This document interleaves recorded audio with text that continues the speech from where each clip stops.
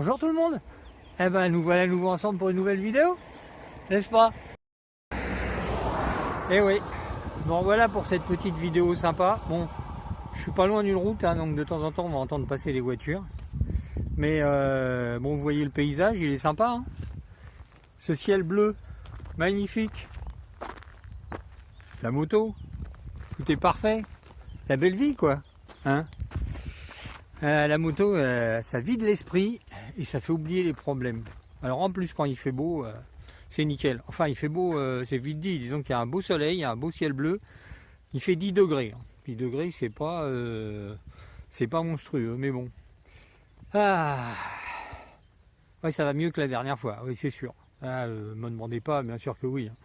Disons que j'ai repris du poil de la bête, hein, j'ai réfléchi. D'ailleurs je me suis dit que... comment dire, ouais, il faut vivre pour le meilleur, ouais, voilà, profiter des bons moments, voilà, la moto, le beau temps. Là, début mai, on va avoir 5-6 jours, on va se barrer, je sais pas où, on va prendre la route, et puis voilà, on va aller se balader, on va aller au bord de mer, je sais pas, on n'a rien réservé, on verra bien. Et puis après, dans 2 mois et demi, ça va être les vacances, c'est cool. On va retourner dans le sud du Portugal, on va en profiter, on va recharger les batteries, il faut, hein. Voilà, et puis sinon, c'est tout. Hein. Puis la vie suit son cours, tout va bien. Je continue la gym, enfin le sport, tout ça. Voilà. Et puis bon, un coup de spleen, ouais, j'ai eu un coup de spleen la dernière fois, mais bon, ça peut arriver, ça arrivera peut-être encore. Après, en y réfléchissant bien, c'est vrai que je me suis dit, et pourquoi Surtout que, si vous voulez, bon, après ma vidéo, j'ai eu plusieurs messages quand même, en me disant que... voilà, il y a des gens qui m'ont dit que eux aussi, hein, de temps en temps, ils avaient des petits coups de spleen. Et puis surtout, il y a quelqu'un qui a mis un truc sur Facebook sur un gars qui a, comment dire, un cancer du pancréas et du foie, et ils ont lui donné 6 mois. Ça fait 4 ans qu'il est là. Et il n'a rien fait d'exceptionnel pour ça. Les médecins se disent, tiens, c'est bizarre. Et après ça, si vous voulez, j'ai eu d'autres messages. J'ai eu des gens qui m'ont dit, ah bon, on me donnait 6 mois. Ah ben moi, on me donnait 1 an. Voilà. Alors je me suis dit qu'en fin de compte, il y a aussi une dame par le docteur Mousset aussi, c'était un pancréas, hein, je crois que c'est le cancer le pire, je crois. Ça fait 10 ans qu'elle est là. Bon, elle fait du sport, hein, elle s'entretient, elle fait attention à ce qu'elle mange et tout, sans tomber dans l'excès, sans tomber dans le jusqu'au boutisme. Alors je me suis dit, bon, j'ai piqué une crise, je sais pas pourquoi. Surtout qu'en voyant tout ça, je me suis dit, mais en fin de compte... la personne en question, la Guy, il a rien d'exceptionnel. Il y en a plein des comme lui. C'est simplement parce que c'est le seul qui a fait une vidéo. Il faut se rendre un petit peu compte de ça, mais c'est vrai. Des gens qui survivent longtemps, il y en a. Sauf que par contre, eux, ils font pas. Ils font pas de vidéos YouTube, ils font pas. Sinon, ça serait un anonyme parmi tant d'autres.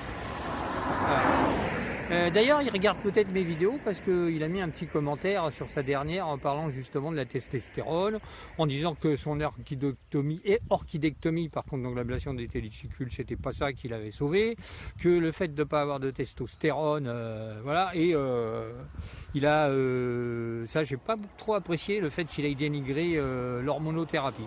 Voilà, ça guérit pas. Bon, on sait que ça guérit pas.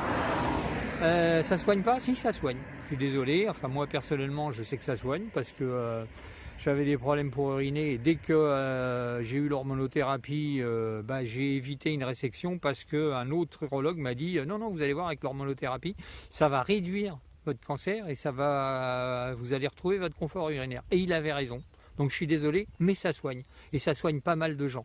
A expliqué ça à Alan, qui sous double hormonothérapie, le programme Stampede, a une douzaine de métastases qui ont disparu. Alors, on pose un petit peu la question, et d'ailleurs en continuant, justement, ce cher Guy, ça fait 5 ans qu'il survit, persuadé que ces régimes et tout ça, est-ce que c'est vraiment ça?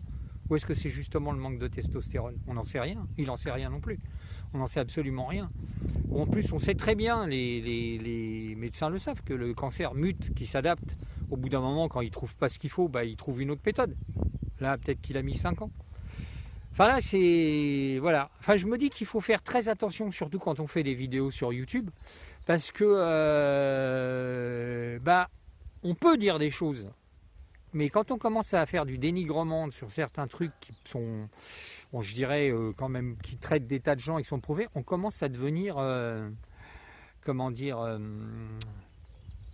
c'est plus un youtubeur. On tombe dans le cadre des influenceurs. Je suis désolé, mais c'est ça. C'est-à-dire qu'on commence à donner une opinion qui indirectement déconseille les gens d'essayer cette méthode.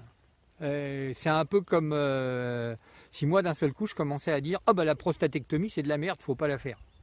Là je dis un truc, je suis pas médecin ni rien, de quel droit je m'adjuge ce truc, alors que là, on sait que la prostatectomie en a sauvé quand même pas mal, même si les effets secondaires sont désagréables bien sûr, sont assez lourds.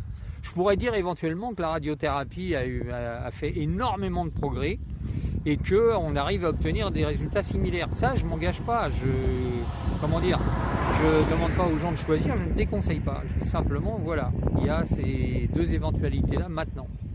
Voilà, donc faut faire attention entre le fait d'être un youtubeur qui raconte son histoire et un youtubeur qui commence à essayer d'influencer les gens par rapport à son opinion. Très attention à ce niveau-là. Bon, bref.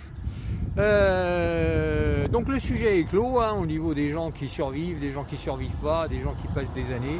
Tiens aussi, j'en avais un, c'était Michel. Bon, effectivement, il nous a quittés, mais il a quand même tenu 14 ans. 14 ans, et je crois qu'il s'est laissé aller parce que à la dernière opération, il est resté paraplégique. Sinon, je pense qu'il sera encore parmi nous. Donc voilà. Après, le facteur principal, oui, bien sûr. Je dirais que le facteur principal, c'est le stress. Celui-là, il ne faudrait pas le négliger. Par exemple, l'autre américain, Fred, avait une grosse période de stress. Je suppose que Guy aussi a traversé une période de stress, avec la mort de son ami et tout. Donc ça il ne faut pas le négliger. Le reste, chercher d'autres raisons, c'est assez compliqué. Tous les cas de cancer sont différents, donc essayer de se dire ça c'est pas bon et ça c'est bon, voilà, n'est-ce pas? Et comme je vous dis, il y a des tas de cas, en fin de compte, de gens qui vivent plus longtemps. Il y a des gens qui font des trucs comme nous, sport, diététique, etc. Et il y en a d'autres qui font rien. Et ils sont toujours là. Parce que chaque cas est différent, chaque cancer est différent. Voilà un petit peu le message que je voulais faire passer. Donc sinon, ça va très bien physiquement. Ça aussi, il faut essayer de s'en souvenir. Tout va bien, je me sens bien, je suis en forme. Merci à l'hormonothérapie. Encore une fois, vous voyez, j'en profite pour donner le message. Et puis là aussi, dans les messages que j'ai reçus, effectivement, il y a des gens qui disent que faut pas oublier qu'il y a des gens, par exemple, qui tous les jours doivent être dialysés. Il y a des gens qui sont en fauteuil roulant. Enfin bref, il y a plein de choses comme ça. Et que malgré le fait qu'on ait un cancer, même si c'est un glisone 8, on a quand même un peu de chance. C'est qu'on est là, on est en forme. Vous voyez, je peux me balader, je fais de la moto et tout. Je profite du moment. Je vis pour le meilleur, comme qui dirait, n'est-ce pas, comme disait un certain chanteur bien connu. Voilà. Bon, sinon aussi, je voulais vous parler un petit peu des vaccins. Je me suis dit, tiens, alors attendez, j'ai pris des notes pour les vaccins quand même. Voilà, parce qu'on en parle quand même beaucoup. Alors moi, j'ai regardé un petit peu. Il faut savoir que les vaccins, l'ARN, les premiers essais, ils avaient été faits en 2002. Il y a eu un premier essai en 2002, et puis après, il y en a eu un autre en 2008. Comme quoi, vous voyez, c'est pas du tout nouveau. Après, il y a eu un vaccin en 2005 qui a suscité pas mal d'essais, le APC 95. Voilà, pendant 3 ans, il y avait 3 fois moins de patients, il y avait 3 fois plus de patients en vie. Bon, après, plus de nouvelles. Bon, ensuite, en 2011, il y a eu le... attendez, comment j'ai écrit ça? Silupecel ou quelque chose comme ça, T. Alors, survie à 36 mois, on était à 31,7% contre 23% pour les placebos. Il a eu une AMM en 2011. La suite, je ne connais pas non plus. En 2018, il y a eu le RV001 d'Orovac. Ils ont fait un essai sur 190 patients. Ça a été un échec. Donc après, il reste effectivement les vaccins ARN. Et là-dessus, écoutez, c'est 2002 et 2008, mais on n'a pas de nouvelles pour le reste. Donc je sais pas. Pourtant, on en parle énormément. Là, ils viennent de parler d'un vaccin ORL.